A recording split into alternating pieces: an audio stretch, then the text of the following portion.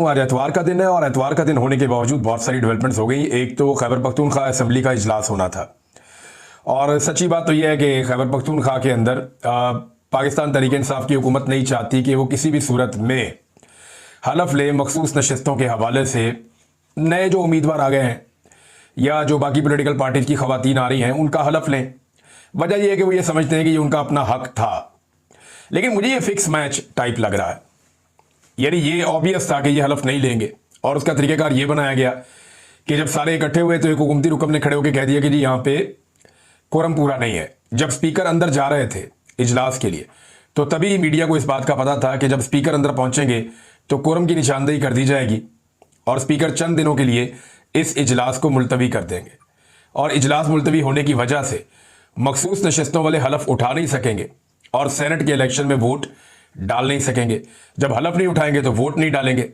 लेकिन एक तरफ पाकिस्तान तहरीक इंसाफ की ये सियासत है और उनकी अपनी सोच है, दूसरी तरफ हुकूमत की भी अपनी सियासत है और उनकी अपनी सोच है। लेकिन इंटरेस्टिंग बात यह है कि हुकूमत को इस वक्त अदालत की सपोर्ट भी हासिल है, इलेक्शन कमीशन की सपोर्ट भी हासिल है और मिलिट्री एस्टेब्लिशमेंट की सपोर्ट भी हासिल है सबसे बढ़ के। लिहाजा उनका अगर सियासी दाव कमजोर भी होता है फिर भी लग जाता है।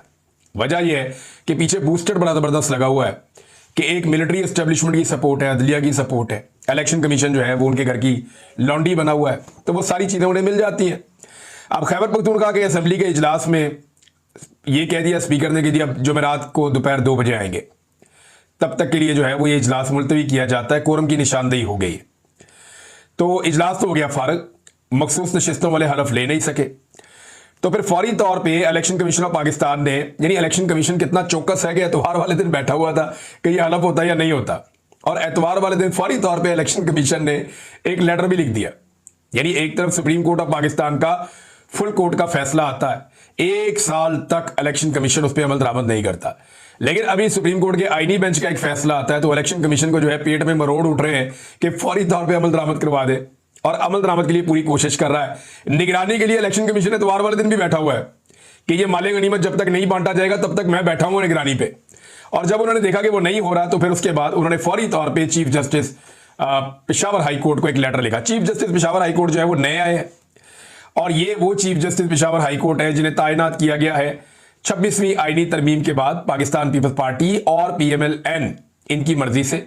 यानी ये पॉलिटिकल बुनियादों पे तैनात होने वाले चीफ जस्टिस में से एक है, जैसे सरफराज डोगर साहब हैं, जैसे आलिया नीलम साहिबा हैं। इसी तरह ये एक chief justice Peshawar high court के भी जो रवायती सियासी जमातें हैं जैसे कि पीपल्स पार्टी PMLN, ये उनके करीबी समझे जाते हैं। पीपल्स पार्टी से तो इनका बड़ा गहरा ताल्लुक माजी में रहा भी है और वहीं पीपल्स पार्टी का गवर्नर भी है। तो फौरी तौर पर इलेक्शन कमीशन ऑफ पाकिस्तान ने राब्ता किया हाई कोर्ट से, पेशावर हाई कोर्ट से, और इलेक्शन कमीशन ने जो इसके ऊपर एक प्रेस रिलीज जारी की है वो ये कहते हैं कि आज खैबर पख्तूनख्वा असेंबली में खवातीन और अक़लियती नशस्तों के मुंतखब अरकान ने अपने ओहदों का हलफ नहीं लिया। इस हवाले से इलेक्शन कमीशन ने चीफ जस्टिस हाई कोर्ट को एक मुरासला अरसाल किया जिसमें दरखास्त की गई कि मुनासिब फर्द को हलफ बर्दारी के लिए नामजद कर दें। किसी और बंदे को नामजद करें, असेंबली में हलफ नहीं हो रहा, वो ये कह रहे हैं। और अब गवर्नर खैबर पख्तूनख्वा को नामजद कर दिया। अच्छा, चीफ जस्टिस भी बैठे हुए थे इतवार वाले दिन, उन्होंने भी आइडिया था कि जनाब यानी सारे निगरानी में बैठे हुए थे कि माले गनीमत जब तक बांटा नहीं जाएगा तब तक घर कोई नहीं जाएगा। और अगर ये सारे बैठे हुए हैं तो इसका मतलब है मिलिट्री एस्टेब्लिशमेंट ने बैठाया हुआ है ना, चाहे इलेक्शन कमिश्नर को बैठाया हुआ है, चाहे चीफ जस्टिस को बैठाया हुआ है, बेचारे सारे बैठे हुए ड्यूटी कर रहे हैं छुट्टी वाले दिन भी, और वहां कोरम की निशानदेही होगी। तो इन्होंने फौरी तौर पर एक लेटर लिखा, इलेक्शन कमीशन ने हुक्म का तामील किया, लेटर लिखा चीफ जस्टिस को, चीफ जस्टिस ने लेटर लिखा और बताया जनाब कि ये अब गवर्नर जो है उनको अपने नामजद कर दिया और वो हलफ लेंगे। और साथ ही उन्होंने कहा कि गवर्नर खुद हलफ बर्दारी करेगा और उसका फैसला वो खुद करेगा कि कब उसने हलफ लेना है, जबकि कल जिरगा हॉल में सेनेट इंतखाबात का अमल सुबह 11 बजे शुरू होगा। इस दौरान इलेक्शन कमीशन ने IG Khyber Pakhtunkhwa, chief secretary और IG फ्रंटियर कांस्टेबलिटी को, अब तो वो फ्रंटियर कांस्टेबलिटी नहीं है, अब तो वो फेडरल फोर्स है, फुल प्रूफ सिक्योरिटी इंतजाम के हवाले से हिदायत जारी कर दी ताकि किसी भी नाखुशगवार वाकये से बचा जा सके। तो नाज़रीन, ये है जनाब पूरी कहानी कि किस तरह से इलेक्शन कमीशन ने रोल प्ले किया, किस तरह से जो है वो वहां पे chief justice Peshawar high court ने रोल प्ले किया, और फिर गवर्नर हाउस ने भी तो अपना किरदार अदा करना था। गवर्नर हाउस ने फौरी तौर पे अपना किरदार अदा करते हुए ये बता दिया कि शाम 6 बजे मखसूस नशस्तों के हवाले से हलफ ले लिया जाएगा। अब ये एक ना, ये ऑब्वियस है, ये नशिस्तें तो मान ली थी गंडापुर साहब ने और बाकी सब लोगों ने कि ठीक है हम इन नशिस्तों को मानते हैं ये नशस्तें मान के उन्होंने पाकिस्तान तहरीक इंसाफ ने पीडीएम की जमातों को 5 सेनेट की सीटें ऑफर की थी। अगर ये ना मानते तो ऑफर करने की जरूरत ही नहीं थी, उनकी तो एक भी सीट नहीं निकलती थी सही तरह से।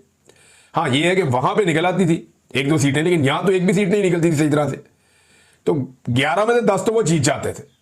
जनरल नशस्त में शायद एक आधी निकल आती, लेकिन 11 में से 10 पाकिस्तान तहरीक इंसाफ जीत सकती थी अगर मखसूस नशस्तें उन्हें मिल जाती। लेकिन जो 4 इजाफी सीटें देने का गंडापुर ने फैसला किया, उसका मतलब यह है कि उनके दिमाग में था कि ये मखसूस नशस्तें गई और ये उनकी हैं। तो ये ऐसा लगता है कि अंडरस्टैंडिंग है कि हमने हलफ लेना नहीं, आप हलफ ले लें और कर लें, बस जैसे काम चलता चलाएं। दिखाई तो ऐसा ही दे रहा है। अब सुबह इलेक्शन है और सवार से दावे किए जा रहे हैं कि जरा बड़े बंदे काबू कर दिए गए हैं, और जो पैसे वाले उम्मीदवार हैं वो तो इलेक्शन हारने वाले नहीं है। जो पैसे वाले उम्मीदवार हैं वो तो इलेक्शन जीतेंगे। तो मखसूस नशस्तें भी होगी, सेनेट इलेक्शन भी हो गया। अब कल सुबह सेनेट इलेक्शन है, उसका नतीजा क्या निकलता है वो आपके सामने आ जाएगा।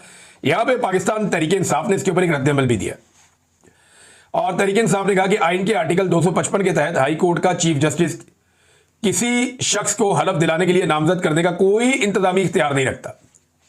उन्होंने कहा गैर आईनी है, क्या फर्क पड़ता है, गैर कानूनी है तो क्या फर्क पड़ता है, मुल्क कौन सा आइन और कानून पे चल रहा है, ना मुल्क में आइन है ना कानून है, तो आप कौन सी गैर आईनी गैर कानूनी बात कर रहे हैं।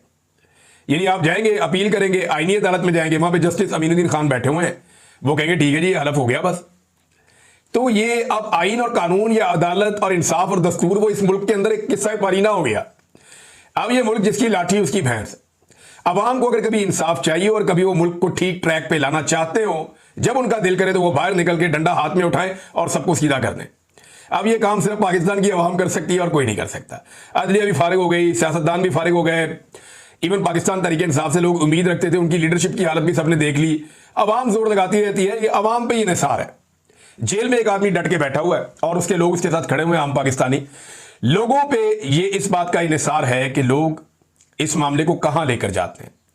लोगों पे इन्हिसार है कि वो इंसाफ के लिए किस हद तक जाते हैं। भारत पाकिस्तान तहरीक इंसाफ ने बताया आइन के आर्टिकल्स और कवानीन का हवाला देते हुए कि ये गलत इस्तेमाल किया गया है कानून का। इलेक्शन कमीशन ने भी गलत किया है, चीफ जस्टिस ने भी गलत किया है। हम chief justice of Pakistan justice Yahya Afridi साहब से गुजारिश करते हैं कि इस मामले का फौरी तौर पर नोटिस लें और जमहूरी अमल में गैर आईनी अदालती मुदाखलत को रोकने में अपना आईनी किरदार अदा करें। तो वो तो छुट्टी पे होंगे, आज एतवार का दिन है। एतवार के दिन, छुट्टी वाले दिन या लेट नाइट अदालत सिर्फ वो लगेगी जिसको एस्टेब्लिशमेंट लगाना चाहेगी। एस्टेब्लिशमेंट जब चाहेगी अदालत लगेगी और इंसाफ देगी, जब एस्टेब्लिशमेंट नहीं चाहेगी तो अदालत नहीं लगेगी और इंसाफ नहीं देगी। मुझे अच्छी तरह याद है, मुझे इस्लामाबाद की हुदूद से गिरफ्तार किया गया, बड़ा मीडिया ने रुला डाला। अरशद भाई शहीद जो है वो खुद चले गए थे हाई कोर्ट, तो चीफ जस्टिस कामला वहां पे पहुंचा, पता चला जी चीफ जस्टिस आ रहे हैं अतर मिनुल्लाह साहब, और उन्होंने भी जनाब पैगाम कह दिया अच्छा ठीक है बाद में देखते हैं। बात गोलमोल कर दी chief justice Islamabad high court ने भी उस वक्त, क्योंकि एस्टेब्लिशमेंट चाह रही थी कि मुझे अंदर रखना है, और उन्होंने मुझे अंदर रखा भी, मुझे रगड़ा भी दिया और वो सारी दुनिया ने देखा भी। बहरहाल ये याह्या अफरीदी साहब से अपील तो इन्होंने की है। मुझे नहीं लगता कि वो आज अपना आईनी किरदार अदा कर सकते हैं या रात को किसी वक्त जाग सकते हैं। सेनेट इलेक्शन में जब तक कि एस्टेब्लिशमेंट अपनी मनमानी नहीं कर लेगी तब तक तो सवाल ही पैदा नहीं होता। इसमें एक स्टेटमेंट जो है वो उमर अयूब साहब का भी है। वो ये कहते हैं ये सिर्फ पाकिस्तान जैसे बनाना रिपब्लिक में ही हो सकता है, जहां पे एक हाइब्रिड सिस्टम बना हुआ है, एक जाली निजाम जहां पे कायम है, दोगला निजाम, वहीं पे ये सब कुछ हो सकता है। यानी पॉलिटिकल पार्टी ने कोरम की निशानदेही की है, क्या वो ये भी नहीं कर सकते? और रिजर्व सीट जो है उनके ऊपर फिर अलबरदारी नहीं हुई, और इलेक्शन कमीशन ऑफ पाकिस्तान ने एतवार वाले दिन अपने दरवाजे खोल दिए, और हाई कोर्ट ने भी ऐसा ही किया है। उन्होंने भी वही तनकीद की जो बात मैं आपको बता रहा हूं कि ये सब ऐसा लगता है कि बनाना रिपब्लिक है, ये किसी मुल्क वाला हाल तो नहीं है जो किया जा रहा है। नादरीन, एक मैंने कल आपसे गुजारिश की थी कि पाकिस्तान तहरीक इंसाफ को यह चाहिए कि वो 9 मई के हवाले से जो मुकदमात का भुड़कस निकल गया है, जो गवाहान भाग गए हैं, दौड़ गए हैं, जो झूठे गवाहान पकड़े गए हैं और सरेआम पकड़े गए हैं, उन तमाम के खिलाफ जरूर एक प्रेस कॉन्फ्रेंस करे और अपना बयानिया बताए, लोगों के सामने हकायक रखे कि क्या हुआ है। तो लतीफ खोसा साहब ने एक प्रेस कॉन्फ्रेंस की है। सबसे मेन आदमी लतीफ खोसा साहब थे, दीगर कुछ लोग उनके साथ जरूर थे, लेकिन जो पाकिस्तान तहरीक इंसाफ की इस वक्त क़यादत है वो इसमें शामिल नहीं थी। ना बैरिस्टर गौर थे, ना इसके अंदर उमर अयूब साहब थे, ना सेक्रेटरी इंफॉर्मेशन और बाकी सारे लोग थे। तो ये एक लतीफ खोसा साहब ने एक प्रेस कॉन्फ्रेंस की है, उन्होंने दो बातें बड़ी इंपॉर्टेंट की, बहुत सारी बातें उन्होंने बताई इसमें। उन्होंने कहा हमारी क़यादत पर इल्ज़ाम है कि 9 मई वाक़े की 7 मई को इमरान खान के घर में साजिश तैयार हुई। लाहौर की अदालत में गवाह कहता है इस साजिश में 14 अफराद थे। फैसलाबाद की अदालत में बताता है 44 अफराद थे। गुजरावाला की अदालत में बताता है कि 58 अफराद थे। काश ये केस लाइव स्ट्रीम होता तो पूरी कौम देखती कि कैसे झूठ के पुलंदे खोले जा रहे हैं। कानून के मुताबिक एक वकूआ की एक एफआईआर हो सकती है, यहां दर्जनों एफआईआर हुई है। हमने इस हवाले से केस किया हुआ है जो हाई कोर्ट में पेंडिंग है, 6 महीने से समाप्त नहीं हो रही क्योंकि 26वीं तरमीम के जरिए अदालतें उनके ताबे हो चुकी हैं। इसके अलावा उन्होंने कहा 9 मई से लेकर 12 मई तक इमरान खान सरकारी तहवील में थे।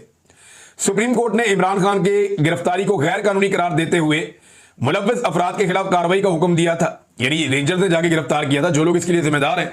सुप्रीम कोर्ट ने कहा था इनके खिलाफ कार्रवाई की जाए क्योंकि इस आदमी की गिरफ्तारी से पूरे मुल्क के अंदर क्या हालात पैदा हो गए हैं, तो कार्रवाई का हुक्म दिया था। आज तक उनके खिलाफ कोई कार्रवाई नहीं हुई, जबकि इमरान खान के खिलाफ सैकड़ों केसेस बना दिए गए हैं, यह भी लतीफ खोसा साहब ने कहा। नाज़रीन, एक और अफसोसनाक वाकया हुआ है। बलूचिस्तान से जो खवातीन एहतजाज करने के लिए आई हैं उनका बार बार रास्ता रोका जाता है। इस्लामाबाद पुलिस की जानिब से खारदार तारे लगा दी गई हैं। एक मरतबा फिर हमें हरासा किया जा रहा है, ये नादिया बलोच साहिबा ने रिपोर्ट किया। प्रेस क्लब की तरफ बढ़ने और एहतजाज करने के लिए हमें नहीं छोड़ा जा रहा। इस्लामाबाद पुलिस हमारे साथ मुजरिमों और दुश्मनों जैसा बर्ताव रख रही है। क्या बलूचिस्तान से इस्लामाबाद आना और पुरअमन एहतजाज करना जुर्म है? पाकिस्तान के इदारे हमें बताएं कि हमारे शहरी और इंसानी हुकूक पर क्यों कदगन लगाया जा रहा है, हमें क्यों दीवार से लगाया जा रहा है। अगर हमें किसी भी तरह का नुकसान पहुंचा, इसकी बराह रास्त जिम्मेदारी इस्लामाबाद और रियासती इदारों पर आयद होगी। बलोच कौम और मीडिया से अपील करते हैं कि इस्लामाबाद पुलिस की जानिब से हमारे साथ होने वाले जानवरों जैसे सलूक के खिलाफ आवाज उठाए। वैसे यह आवाज सिर्फ बलोचों का हक नहीं है, पूरे पाकिस्तान को यह आवाज उठानी चाहिए कि वो बहनें और बेटियां हैं, पाकिस्तान की इज्जत है। वो अगर आई है एहतजाज करने के लिए तो मुंह उठा के तो नहीं आगे, वो लोग कोई तकलीफ है तो आए ना। उनके अपने प्यारे लोग जो हैं वो जबरी तौर पे लापता हैं और वो उन्हें ढूंढते फिर रहे हैं बगैर किसी कानून के, बगैर किसी दस्तूर के, बगैर किसी कायदे के नाइंसाफी करते हुए उनके प्यारों को लापता कर दिया गया जबरी तौर पे। वो उन्हें ढूंढते फिर रहे हैं, किसी अदालत में उन्हें पेश नहीं किया जाता, कोई मुकदमा उनके ऊपर डाला नहीं जाता। तो ये जो तकलीफ है ये उनको इस्लामाबाद तक लेकर आती है। वो गरीब लोग हैं बेचारे, किस तरह पैसे इकट्ठे करते हैं, किससे मांगते हैं, किस तरीके से अपना वो कमेटियां डालते हैं, जैसे भी करके वो पहुंचते हैं बड़ी मुश्किल से बसों वैगनों में बैठ के। कोई उनके पास बहुत बड़ी बड़ी जायदादें नहीं है, वो गरीब सूबा है, वहां के गरीब लोग हैं और जो लोग उठाए गए हैं वो भी इंतहाई गरीब लोग हैं। लिहाजा वो इंसाफ मांगने आए हैं। पूरे पाकिस्तान को उनके लिए आवाज उठानी चाहिए। आप आवाज नहीं उठाएंगे, कल को यही कुछ आपके साथ भी हो सकता है और ये डेफिनेटली होगा। जब आप आवाज नहीं उठाएंगे ये आग आपके दरवाजे तक पहुंचेगी। पाकिस्तान तहरीक इंसाफ ने एक और फैसला किया नाज़रीन, और वो ये है कि जो झूठे गवाहान हैं उनके खिलाफ वो कहते हैं जी अब हम कार्रवाई भी करेंगे, हम ऐसे नहीं छोड़ेंगे। इन झूठे गवाहान को कानून की कटहरे के अंदर लेकर आएंगे। इन्होंने जहां जहां झूठ बोला, जो जो चीजें गलत की, हम इनके खिलाफ डिपार्टमेंटल कार्रवाइयां भी करवाएंगे और इनके खिलाफ अदालती कार्रवाइयां भी करेंगे। ये पाकिस्तान तहरीक इंसाफ ने ऐलान किया है। खैबर पख्तूनख्वा में नाज़रीन दीर के इलाके में बहुत बड़ी तादाद में लोग निकल आए और लोगों ने निकलकर अमन मार्च किया है और ऑपरेशन के खिलाफ आवाज उठाई है। लोग खैबर पख्तूनख्वा में होने वाले ड्रोन हमलों और ऑपरेशन के लिए बनाई जाने वाली सूरत हाल के खिलाफ बार बार सड़कों पर आकर यह पैगाम दे रहे हैं कि वो किसी सूरत खैबर पख्तूनख्वा के किसी भी कबायली इलाके में या किसी भी सेटल्ड एरिया में कोई मिलिट्री ऑपरेशन किसी सूरत भी नहीं होने देंगे। लोग इस बात के ऊपर पूरी तरह से आमादा हैं और वो ये समझते हैं कि मिलिट्री ऑपरेशन उनके लिए सिर्फ तबाही लेकर आता है। अमन का कोई रास्ता उस मिलिट्री ऑपरेशन से नहीं निकलता पाकिस्तान की सरजमीन पर। तो अच्छा, मैं एक और चीज नोट कर रहा हूं कि पाकिस्तान तहरीक इंसाफ के सबसे बड़े इज्तिमात हुआ करते थे, लेकिन अब खैबर पख्तूनख्वा में जो बड़े इज्तिमात हैं वो अमन मार्च वालों के। उसमें क्योंकि सारी पॉलिटिकल पार्टीज शामिल होती है ना, पीटीआई भी होती है, एएनपी भी होती है, फजल रहमान साहब की पार्टी के लोग भी आते हैं, जमात इस्लामी के भी आते हैं, बाकी सारी पॉलिटिकल पार्टीज के लोग भी आते हैं। तो ये लोग बगैर किसी पॉलिटिकल एजेंडे के निकलते हैं एहतजाज करने के लिए। एक पॉलिटिकल पार्टी का एजेंडा नहीं होता। तो बहुत बड़ी तादाद में इकट्ठे होना शुरू हो गए हैं ऑपरेशन के खिलाफ और पाकिस्तान तहरीक इंसाफ भी अपनी आहिस्ता आहिस्ता तहरीक को ऊपर कर रहे हैं, उठा रहे हैं। लाहौर में एतवार वाले दिन आपको पता है कि रैलीज निकलती हैं, हर एतवार को निकलती हैं। तो इस मरतबा जो है वो गैर मामूली सूरत हाल हमने देखी है लाहौर में। यानी गैर मामूली जो है वो एहतजाजी रैली पाकिस्तान तहरीक इंसाफ की निकली और छोटी रैलीज भी बहुत सारी निकली हैं लाहौर में और इसमें सनम जावेद बड़ा इंपॉर्टेंट रोल प्ले करती हैं। और दीगर बहुत सारे लोग हैं। अब्बास फारूक ने आज एक जगह पे रैली निकाली है, कुछ और लोगों ने रैलीज निकाली अपने अपने इलाकों में। तो ये लाहौर गैर मामूली तौर पे बाहर आ रहा है और ये बार बार इस बात का ऐलान कर रहा है कि नवाज शरीफ के लिए अब लाहौर के दिल में कोई गुंजाइश नहीं है। और वैसे भी नवाज शरीफ को और उनके पूरे खानदान को उखाड़ के फेंक दिया था लाहौर ने 8 फरवरी 2024 को। वो जबरदस्ती यहाँ पे अपना किला बांध के मुसल्लत हुए हैं जूते पॉलिश करके। अदरवाइज उनके लिए लाहौर में अब कोई गुंजाइश लाहौरियों ने छोड़ी नहीं थी कि वो यहाँ पे सियासत करते। नादरीन, एक खबर मैं पढ़ रहा था, ये बहुत अजीब 2-3 खबरें आई हैं, मैं आपके सामने रख देता हूँ। एक तो ये है कि जजों के बर्तनों में खाना खाने पर जो है वो मुलाजमीन को फारिग कर दिया गया। बड़ी हैरान कुन खबर है, ये अखबारात के अंदर भी छपी हुई है कि मुअज़्ज़िज़ जजेस के लिए मुख्तस बर्तनों में खाना खाने पर जो जजेस का रेस्ट हाउस है गालिबन जीओआर में, ये वहां जो छोटे मुलाजमीन हैं उनके खिलाफ कार्रवाई कर दी गई है कि जनाब ये बर्तन तो जज साहब का था, इसमें खाना क्यों खा लिया। तो 4 मुलाजमीन ने जजेस के बर्तनों में खाना खाया, जिस पर लाहौर हाई कोर्ट के अंदर इंक्वायरी करवाई गई। 3 मुलाजमीन को जो है वो एक वार्निंग टाइप की दे दी गई है, उनके अमल को नापसंदीदा करार दिया गया या उनके ऊपर हल्का फुल्का एक्शन लिया गया, जिसको शोकाज टाइप का कहते हैं। जबकि एक जो है वो क्रिश्चियन वेटर थे वहां पे, उनको मिसकंडक्ट का इल्जाम पर बरतरफी का शोकाज जारी कर दिया गया। उनके लिए जरा सख्त क्राइटेरिया रखा गया क्योंकि वो क्रिश्चियन थे, ऐसा लगता है। ये बड़ा अफसोसनाक है, बड़ी अफसोसनाक खबर है। एक तो अमीर और गरीब की, बड़े और छोटे की यहां पे एक बहुत बड़ी तफरीक पैदा की गई। दूसरा फिर फर्दर जो है उसके अंदर जो क्रिश्चियन कम्युनिटी का हमारा एक दोस्त वहां पे काम करता है, उसके साथ सलूक थोड़ा अलग किया गया। इस खबर के मुताबिक मैंने किस्मत खान साहब का जो अकाउंट है वहां से ये खबर पढ़ के सुनाई, इस पर मुझे बहुत अफसोस हुआ। एक और इंतहाई अफसोसनाक खबर है, पसंद की शादी किए जाने पर खातून को गोलियां मारकर कत्ल किया गया है। इस हवाले से भी मुसद्दका इतलात नहीं आ रही, लेकिन बहुत सारी खबरें हमारे पास मौजूद हैं। और ये एक वीडियो है जो अब वायरल हुई है। बलूचिस्तान में पसंद की शादी करने वाले जोड़े को सरेआम गोलियां मारकर कत्ल कर दिया गया है और ये वायरल हो गई है वीडियो। वजीर आला जो है बलूचिस्तान के, वो आजकल बरतानिया में है अपने बच्चों के पास, लेकिन उन्होंने वहीं से नोटिस लिया है और ये कहा कि मुलजिमान को गिरफ्तार किया जाए। इसके वाक़े का ये नहीं पता कि ये वाक़या है कब का, लेकिन ये कंफर्म है जो ज़बान वो लोग बोल रहे हैं वो बलूचिस्तान की है और ये लोग रहने वाले बलूचिस्तान के ही हैं। इसमें जो वहाँ जर्नलिस्ट हैं मकामी, उन्होंने भी कंफर्म किया कि ये बलूचिस्तान का इलाका है, बलूचिस्तान के ही लोग बज़ाहिर ये नज़र आ रहे हैं वीडियोज़ में। लोग इकट्ठे होकर आते हैं, पगड़ियाँ पहनी हुई हैं, टोपियाँ पहनी हुई हैं, फैसला करते हैं, खातून को खड़ा करते हैं। वो पता नहीं कौन सी ये गैरत तो नहीं बेगैरती लगती है मुझे, वो गोलियाँ मार दी इसको, लड़की को, सिर्फ इसलिए कि उसने पसंद की शादी की थी। ये इंतहाई अफसोसनाक है, बहुत बड़ा जुल्म है, इसकी जितनी मजम्मत की जाए उतनी कम है। बहुत ही तकलीफदेह वाक़या है, बहुत ही तकलीफदेह वाक़या है और तमाम उलमा इकराम को इसकी मजम्मत करनी चाहिए। तमाम जितने भी मकातब फ़िक्र के लोग हैं उन सबको इसकी मजम्मत करनी चाहिए। इस्लाम में पसंद की शादी का इस्लाम आपको हक देता है और ये कोई तरीका नहीं है कि आप सरेआम लोगों को ऐसे गोलियां मार दें। ये तो बिल्कुल एक रियासत की रिट ऐसे चैलेंज होती है, यहां पे रियासत को अपनी अमलदारी शो करनी चाहिए। एक और नादरीन खबर है, बल्कि 2 खबरों का एक मिलाप है, मैं दोनों आपके सामने रख देता हूं, आप भी जरा देखें इस हुकूमत का विजन। सर आपका विजन है, याद है ना वो कहा था उसने। और ये टिकटॉकर जो हुकूमत है ये फिर ऐसे ही काम करती है ना।